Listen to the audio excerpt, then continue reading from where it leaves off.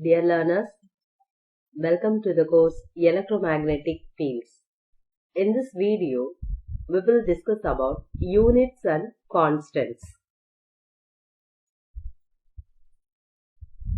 For the sake of uniformity of units all over the world, an international organization, the General Conference of Weights and Measures, recommended a unified, systematically constituted system of units in 1960.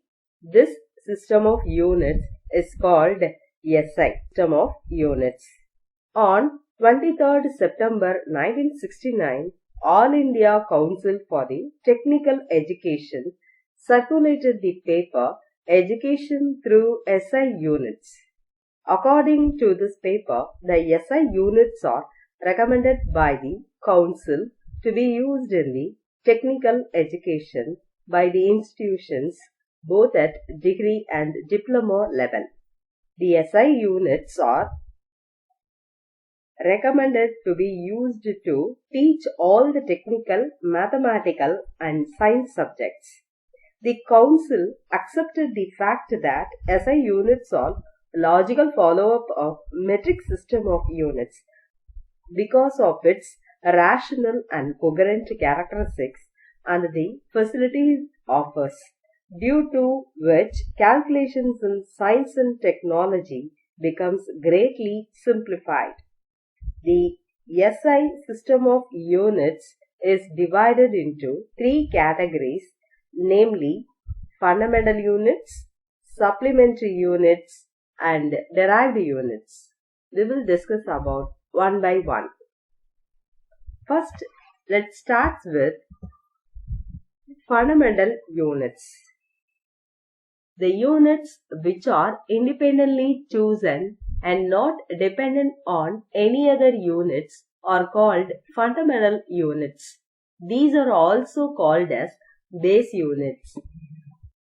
So here, this tabular column listed fundamental SI units. Fundamental SI units are meter, kilogram, second, ampere, Kelvin, mole, candela. The SI unit meter for length, kilogram for mass, second for time, amperes for electrical current, Kelvin for temperature, mole for amount of substance, and candela for luminous intensity. In addition to the fundamental units, there are two supplementary units added to the SI system of units. These units are defined as radian and stradian. Radian for plane angle, stradian for solid angle. The angle subtended by an arc of a circle equal in length to the radius of the circle. The radian is denoted by rad, R-A-D. This is for plane angle. Solid angle. For solid angle, generally stradian is used. The solid angle subtended at the center of a sphere by the surface whose area is equal to the square of the radius of the sphere. The stradian is denoted as SR. Third category is derived units. The units which are derived from fundamental and supplementary units are called as derived units. The derived units can be mainly classified as mechanical units, electric and magnetic units, thermal units. Mechanical units such as mass, velocity, acceleration, force, weight, torque, work, energy, power, etc. Here I have listed some of the derived units here. And electric and magnetic units are such as power, energy, ohms, farads, henries, magnetic flux in Webers, Tesla, etc. Thermal units such as latent heat, specific heat capacity, sensible heat, calorific value, etc. There are number of other derived units available to specify the quantities like area, volume, density, luminous flux, luminance, illumination, angular velocity, frequency, force, pressure, energy, power, electric potential, capacitance, electrical resistance, inductance, magnetic flux.